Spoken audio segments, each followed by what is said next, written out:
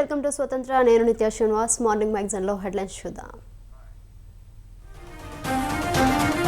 ఇవాళ నుంచి 2 రోజుల పాటు తెలంగాణ అసెంబ్లీ సమావేశాలు. ఆర్థిక శాఖపై శ్వేతపత్రం విడుదల చేయనున్న సర్కార్.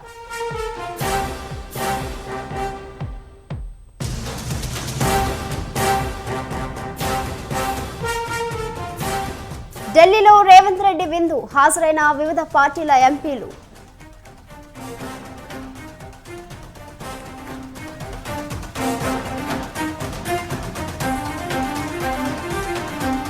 నేడు యువగల ముగింపు సభ. హాజరు కానున్న చంద్రబాబు, పవన్ కళ్యాణ్, బాలకృష్ణ.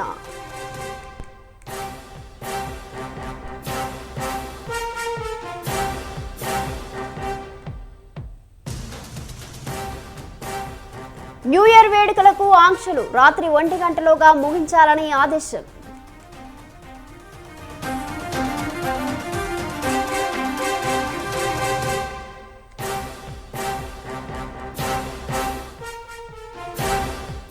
ఇండియా కూటమి ప్రధాని అభ్యర్థిగా ఖర్గే. తర్వాత నిర్ణయిద్దామని కాంగ్రెస్ అధ్యక్షుడు.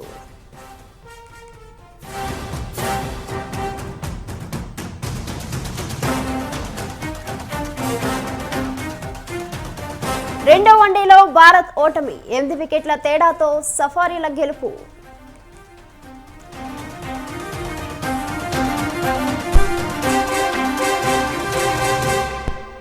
ఐపీఎల్ చరిత్రలో సరికొత్త రికార్డ్.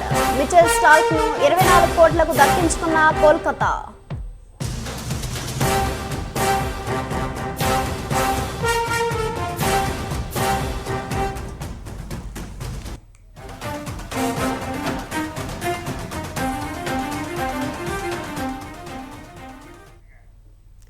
తెలంగాణ సీఎం రేవంత్ రెడ్డి ఢిల్లీలో బిజీగా గడిపారు. నిన్న ఉదయం ఢిల్లీకి చేరుకున్న రేవంత్ కాంగ్రెస్ పార్టీ జాతీయ ప్రధాన కార్యదర్శి కేసీ వేణుగోపాల్తో భేటీ అయ్యారు.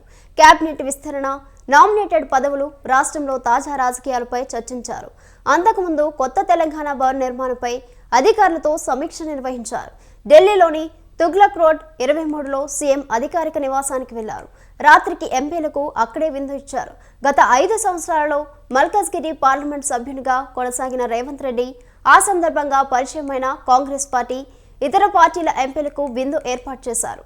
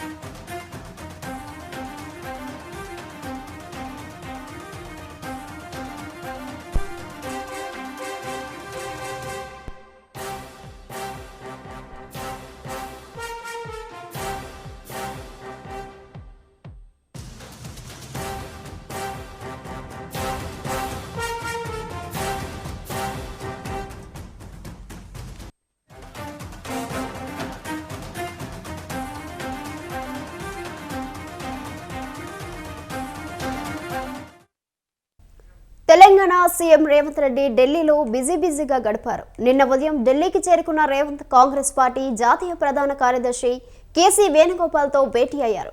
కేబినెట్ విస్తరణ, నామినేటెడ్ పదవులు, రాష్ట్రంలో తాజా రాజకీయాలపై చర్చించారు. అంతకుముందు కొత్త తెలంగాణ భవన్ నిర్మాణంపై అధికారులతో సమీక్ష నిర్వహించారు. ఢిల్లీలోని తుగ్లక్ రోడ్ 23లో సీఎం అధికారిక నివాసానికి వెళ్లారు. రాత్రికి ఎంపీలకు అక్కడే విందు ఇచ్చారు. గత 5 సంవత్సరాలలో మల్కజ్గిరి పార్లమెంట్ సభ్యునిగా కొనసాగిన రేవంత్ రెడ్డి ఆ సందర్భంగా పరిచయమైన కాంగ్రెస్ పార్టీ, ఇతర పార్టీల ఎంపీలకు విందు ఏర్పాటు చేశారు.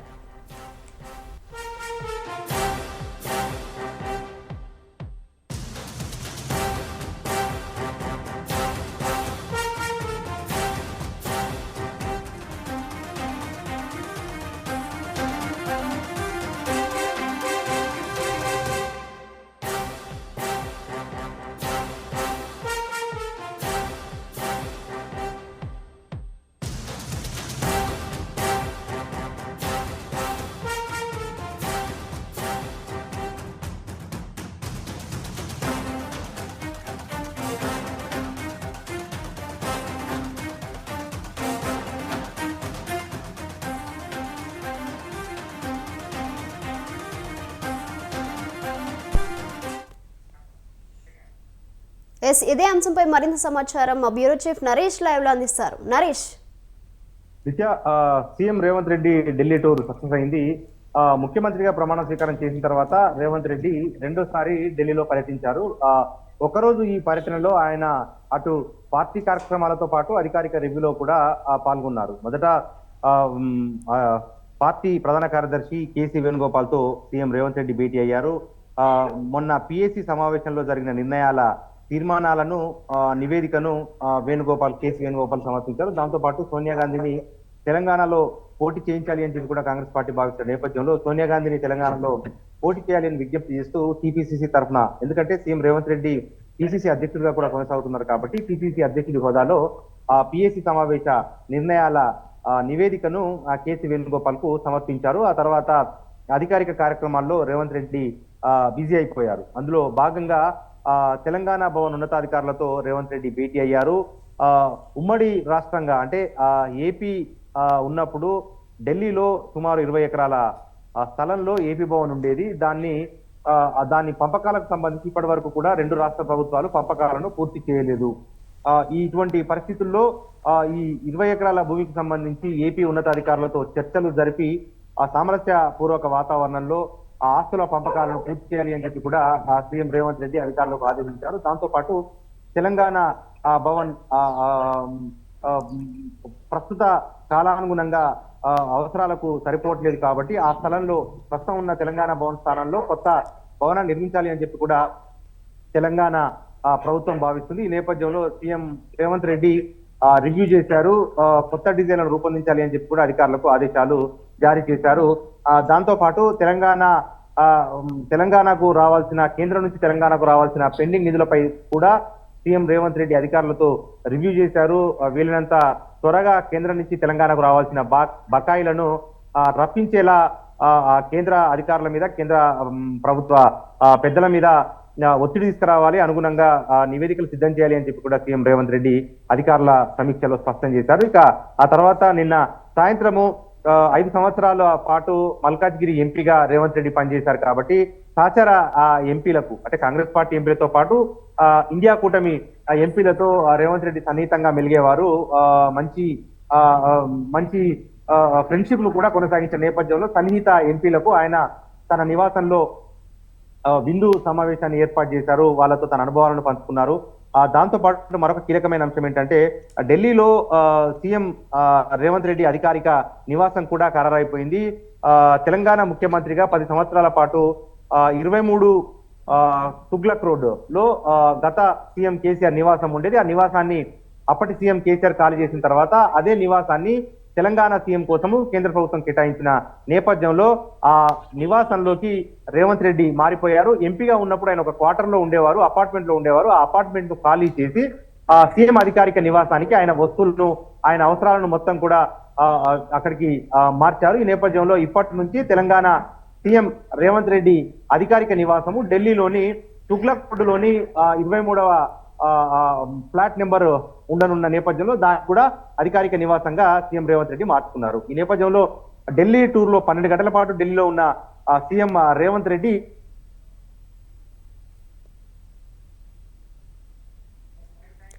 Right Naresh, thank you.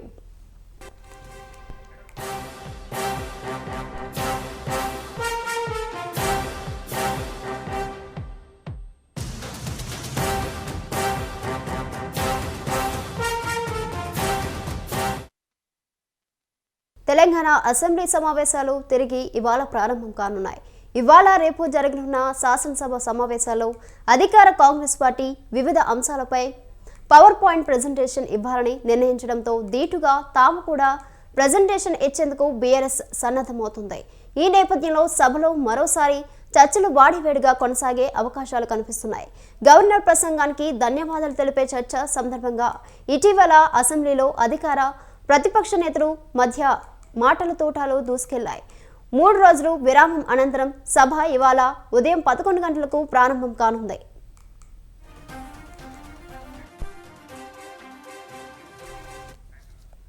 దీనిపై మరింత సమాచారం మా ప్రతినిధి విశాల్ ఫోన్ లో అందిస్తారు. విశాల్. రైట్. ఈ తెలంగాణ శాసనసభలో ఈరోజు రాష్ట్ర ఆర్థిక స్థితిగతుల మీద ఒక సుదీర్ఘంగా చర్చ సాగే అవకాశం కూడా ఉంది. అదేవిధంగా కాంగ్రెస్ పార్టీ ఇప్పటికే 1956 నుంచి 2014 వరకు బడ్జెట్ అంటే ఉమ్మడి ఆంధ్రప్రదేశ్ లో తెలంగాణకు వచ్చిన వాటాకు సంబంధించి అప్పుడు ఎంత అభివృద్ధి జరిగింది, అదేవిధంగా ఈ 10 ఏళ్లలో ఎంత అభివృద్ధి జరిగింది, 10 ఏళ్లలో ప్రతి సంవత్సరం గత ప్రభుత్వం బీఆర్ఎస్ ప్రభుత్వం బడ్జెట్ ని విడుదల చేసి వచ్చింది. ఆ బడ్జెట్ విడుదల చేసిన బడ్జెట్ అదేవిధంగా చేసిన అప్పులు ఇలా ఎంత బడ్జెట్ రిలీజ్ చేశారు, ఎంత అప్పులు చేశారు, వీటి మీద కూడా ఇప్పటికే అధికారుల నుంచి ప్రభుత్వం వివరాలు సేకరించింది. ఆ వివరాలను కూడా శ్వేతపత్రాల వారీగా ఈ రోజు ఒక పవర్ పాయింట్ ప్రెజెంటేషన్ ద్వారా కాంగ్రెస్ ప్రభుత్వం ఈ రోజు అసెంబ్లీలో అటు శాసన సభ్యులతో పాటు రాష్ట్ర ప్రజానీకానికి కూడా ఒక తెలియజేయాలని భావిస్తోంది. అందుకు తగ్గట్టుగానే ఇప్పటి నుంచే ప్రధానంగా నీటిపారుదల, విద్యుత్ శాఖ, R&B ఇలా ఈ 3 ప్రధాన శాఖలకు సంబంధించి కూడా అన్ని వివరాలను సేకరించింది. ఈ వివరాలన్నింటినీ కూడా అసెంబ్లీలో పవర్ పాయింట్ ప్రెజెంటేషన్ ద్వారా అటు తెలంగాణ రాష్ట్ర ప్రజానీకానికి అదేవిధంగా ఎమ్మెల్యేలు అందరికీ కూడా ప్రత్యక్షంగా చెప్పే అవకాశం కూడా ఉంది. ఇక ఇప్పటికే దీనికి సంబంధించి పవర్ పాయింట్ ప్రెజెంటేషన్ సంబంధించి అసెంబ్లీ సంబంధించిన అధికారులు కూడా ఇప్పటికే రాష్ట్ర ప్రభుత్వం కోరింది. దీంతో ఈ రోజు సభలో వాడి వేడి చర్చ ఉండే అవకాశం ఉంది. ఇప్పటికే రాష్ట్రం తెలంగాణ అప్పు ఈ గత 10 ఏళ్లలో పెరిగిన దాన్ని బట్టి చూస్తే మొత్తం 6,85,000 కోట్ల అప్పు ప్రస్తుతం మన తెలంగాణకి ఉంది. సో ఈ 10 ఏళ్లలో అభివృద్ధి కోసం ఎంత ఖర్చు పెట్టారు, బడ్జెట్ ఎంత రిలీజ్ చేశారు, వీటన్నిటి మీద కూడా ఒక క్లియర్ గా ప్రజలకు చెప్పాలని కాంగ్రెస్ ప్రభుత్వం భావిస్తుంది. అయితే వీటిని ఎప్పటికప్పుడు తిప్పికొట్టాలి, అదేవిధంగా అటాక్ కౌంటర్ గా ఇవ్వాలని కూడా బీఆర్ఎస్ భావిస్తుంది. అందుకు తగ్గట్టుగానే గత మూడు రోజులు అంటే గత 3 రోజుల క్రితం వరకు కూడా అసెంబ్లీ వాయిదా పడింది గవర్నర్ ధన్యవాద తీర్మానం తర్వాత. దాని మరుసటి రోజు నుంచి కూడా అటు బీఆర్ఎస్ నేతలందరూ తమ 10 ఏళ్ల పాటు చేసిన అభివృద్ధి అదేవిధంగా చేసిన అప్పు వీటన్నిటి వివరాలపై కూడా ప్రతిరోజు అటు నాయకులు అదేవిధంగా బీఆర్ఎస్ సంబంధించిన ట్రబుల్ షూటర్స్ గా పేర్కొనే కేటీఆర్, హరీష్ రావు వీళ్ళందరూ కూడా ప్రిపేర్ అయ్యారని ప్రతిరోజు దాదాపు 5 నుంచి 6 గంటల పాటు కూడా దీనికే సమయం కేటాయించారని కూడా మనకు సమాచారం తెలిసింది. సో ఈ రోజు అటు ప్రభుత్వం ఈ ఆర్థిక స్థితిగతుల మీద వివరిస్తున్న టైంలోనే అదే విధంగా దూకుడుగా అటాక్ చేసేందుకు అటు బీఆర్ఎస్ నాయకులు కూడా సిద్ధమయ్యారు. ఇక ఢిల్లీ పర్యటనకు వెళ్లిన ముఖ్యమంత్రి రేవంత్ రెడ్డి కూడా ఈ రోజు ఉదయం అక్కడి నుంచి బయలుదేరి తెలంగాణకు చేరుకుంటారు. చేరుకున్న తర్వాత అసెంబ్లీకి వచ్చే అవకాశం ఉంది. ఇక ప్రస్తుతానికైతే ముఖ్యమంత్రి రేవంత్ రెడ్డి అసెంబ్లీలో పాల్గొనే అంతవరకు కూడా డిప్యూటీ సీఎం బట్టి విక్రమార్క అదేవిధంగా ఉత్తమ్ కుమార్ రెడ్డి నీటిపారుదల శాఖకు సంబంధించిన ఉత్తమ్ కుమార్ రెడ్డి కూడా ఈ ఆర్థిక స్థితిగతులను వివరించే అవకాశం ఉంది. అదేవిధంగా ముందుగా ఈ రోజు అసెంబ్లీ ప్రారంభానికంటే ముందు కూడా మాజీ ఎమ్మెల్యేలు ఎవరైతే గతంలో ఎమ్మెల్యేగా ఉన్న వాళ్ళు చనిపోయారో వాళ్ళకి సంతాపం తెలియజేస్తారు. దాని తర్వాత అసెంబ్లీ అనేది స్టార్ట్ అవుతుంది. స్వల్పకాలిక చర్చలో భాగంగా అసెంబ్లీ అనేది ప్రారంభం అవుతుంది. మొత్తానికి ఈ రోజు వాడి వేడిగా చర్చ ఉండే అవకాశం ఉంది. Akhila. Right Vishal, thank you.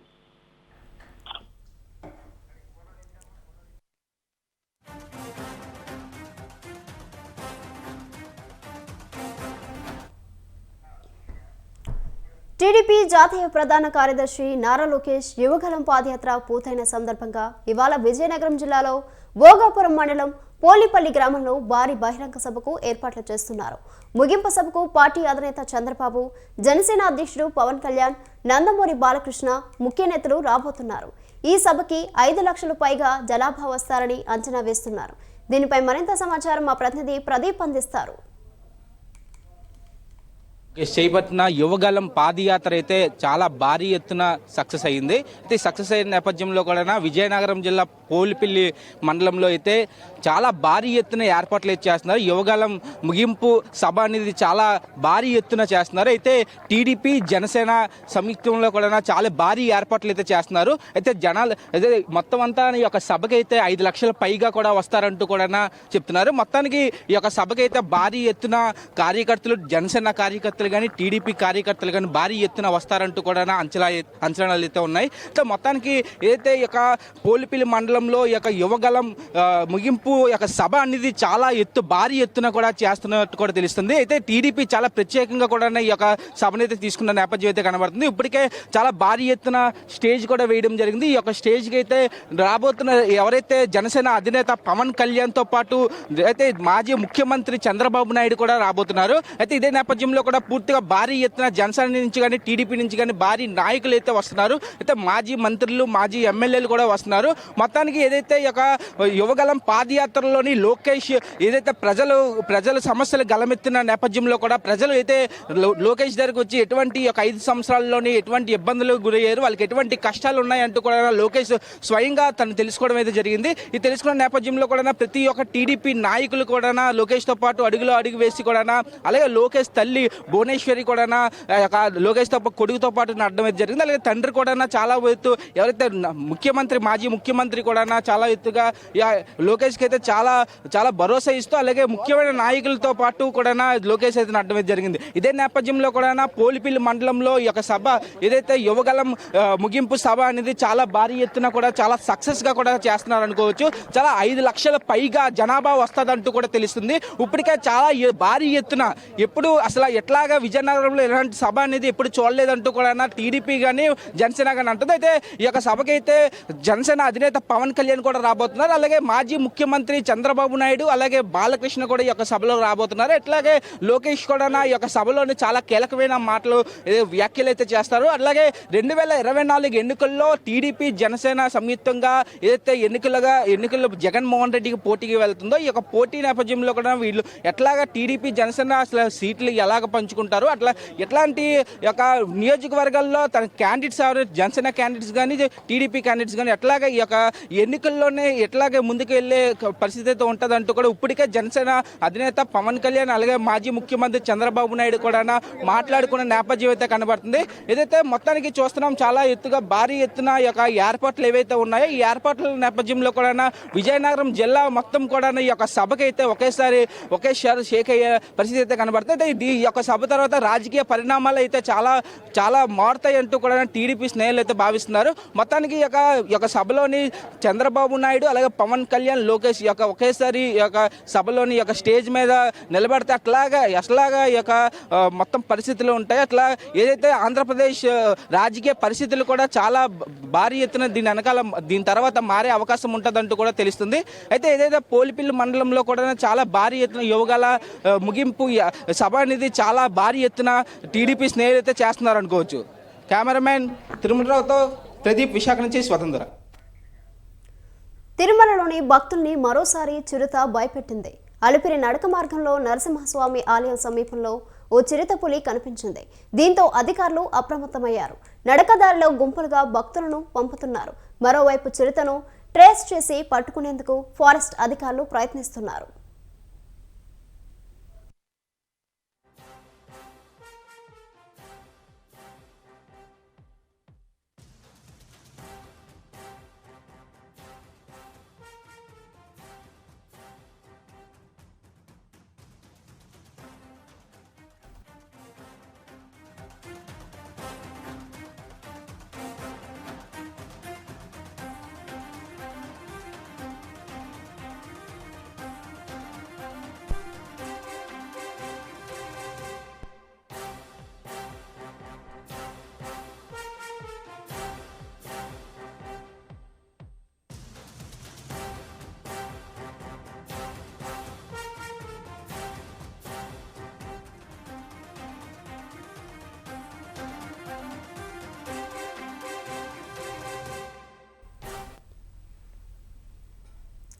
నేడు జగనన్న విదేశీ విద్యా దీవెన నిధులను విడుదల చేయనున్నారు AP CM Jagan. Civil services ప్రోత్సాహకం అందించనున్నారు. ఉదయం 11 గంటలకు తాడేపల్లిలోని క్యాంప్ కార్యాలయంలో బటన్ నొక్కి నిధులు విడుదల చేయనున్నారు. అనంతరం కలెక్టర్లతో సీఎం జగన్ వీడియో కాన్ఫరెన్స్ నిర్వహించనున్నారు. ఆడుదాం ఆంధ్ర కార్యక్రమంపై దిశానిర్దేశం చేయనున్నారు.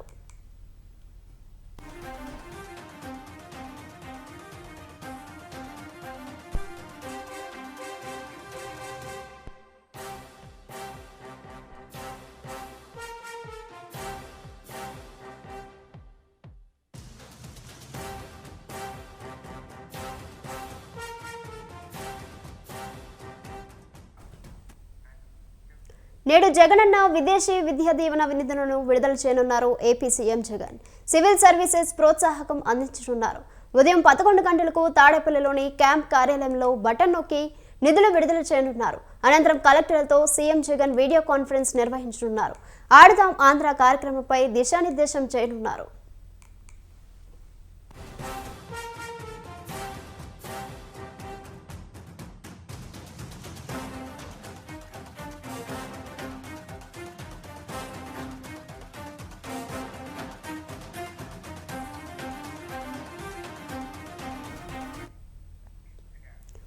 శీతాకాల విడిది కోసం హైదరాబాద్కు వచ్చిన రాష్ట్రపతి ద్రౌపది ముర్ము ఇవాళ యాదాద్రి భువనగిరి జిల్లా భూదాన్ పోచంపల్లికి రానున్నారు. ఉదయం బొల్లారంలోని రాష్ట్రపతి భవన్ నుంచి ఆమె రోడ్డు మార్గంలో హకీంపేట విమానాశ్రయానికి చేరుకుని అక్కడి నుంచి ప్రత్యేక విమానంలో పోచంపల్లికి చేరుకుంటారు.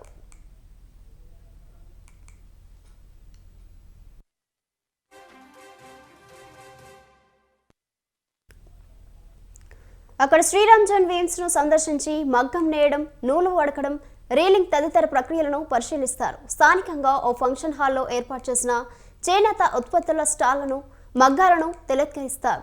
అనంతరం అక్కడే చేనేత ఇక్కత్ వస్త్రాల తయారీ, అమ్మకాలపై ఆయా వర్గాల ముఖ్య నేతలతో ముఖాముఖి సమావేశంలో పాల్గొంటారు. వినోబా భావే, వెదిరే రామచంద్రారెడ్డి చిత్రపటాలకు నివాళులర్పిస్తారు. అనంతరం 12:20 పోచంపల్లి నుంచి హైదరాబాద్కు తిరిగి పయనమవుతారు.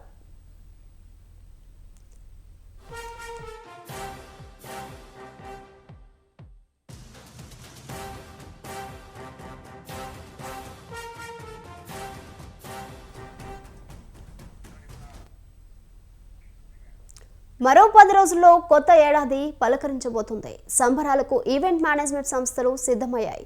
యువతీ యువకులను ఆకట్టుకునేందుకు సరికొత్త థీమ్స్తో సామాజిక మాధ్యమాల్లో ప్రకటనలు గుప్పిస్తున్నాయి.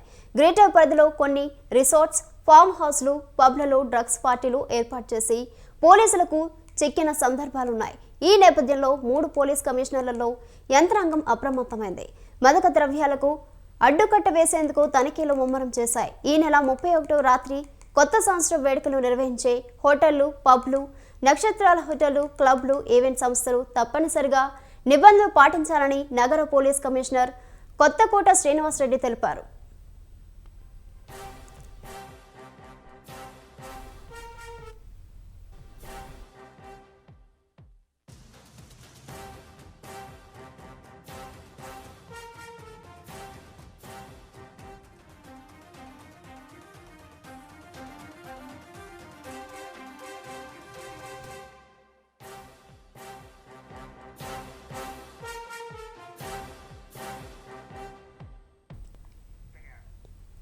తెలంగాణలో మళ్లీ కరోనా కలకలం రేపుతుంది. రాష్ట్రంలో నిన్న ఒక్కరోజే 4 కరోనా పాజిటివ్ కేసులు నమోదయ్యాయి.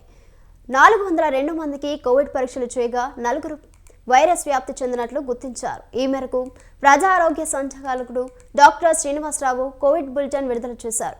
గత వారం రోజుల్లో 5 కరోనా కేసులు నమోదయ్యాయి. బాధితులు అందరూ ఐసోలేషన్ లేదా ఆసుపత్రిలో చికిత్స పొందుతున్నట్లు వైద్య ఆరోగ్య శాఖ ప్రకటించింది. దేశంలో పలు ప్రాంతాల్లో నమోదైన కేసులు కరోనా ఒమిక్రాన్ వేరియంట్కు చెందిన JN1 సబ్ వేరియంట్ అధికారులు చెబుతున్నారు. అయితే రాష్ట్రంలో నమోదయ్యే కేసుల్లో ఈ వేరియంట్వి ఉన్నాయా లేదా అని తెలుసుకునేందుకు జీనోమ్ సీక్వెన్సింగ్ చేపట్టాలని వైద్య ఆరోగ్య శాఖ నిర్ణయించింది.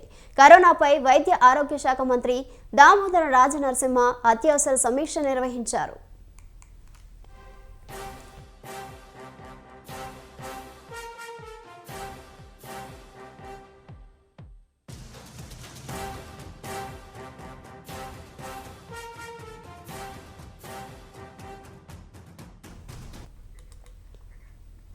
ప్రభాస్ నటించిన సలార్ మూవీ టికెట్ల ధరలు పెంచుకునేందుకు ఏపీ, తెలంగాణ ప్రభుత్వాలు గ్రీన్ సిగ్నల్ ఇచ్చాయి. తెలంగాణలో స్పెషల్ షోలకు అనుమతినిచ్చారు. మొదటి రోజు మొత్తం 6 షోలు పడబోతున్నాయి. అలాగే కొన్ని సెలెక్ట్ చేసిన థియేటర్లలో అర్ధరాత్రి 1 గంట షో కూడా వేయనున్నారు. తెలంగాణలో టికెట్ రేట్లు విషయానికొస్తే మల్టీప్లెక్స్లో 100 రూపాయలు, సింగిల్ థియేటర్లో 65 రూపాయలు పెంచుకునేలా ప్రభుత్వం అనుమతించింది. అటు ఏపీలో టికెట్ ధరను 40 చొప్పున పంచేందుకు ప్రభుత్వం గ్రీన్ సిగ్నల్ ఇచ్చింది. సినిమా విడుదలైన 10 రోజుల వరకే పెరిగిన ధరలు అమల్లో ఉంటాయని ప్రభుత్వం స్పష్టం చేసింది. అయితే అదనపు షోలకు ఏపీ ప్రభుత్వం అనుమతి ఇవ్వలేదు.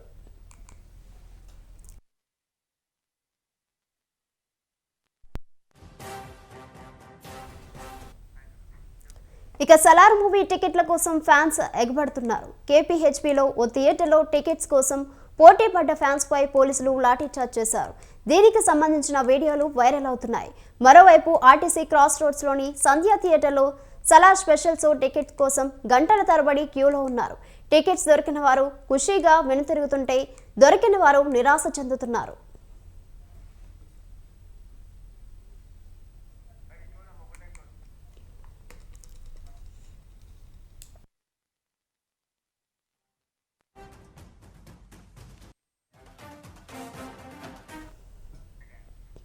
ఇవి వాటి morning magazine details. Keep watching స్వతంత్ర.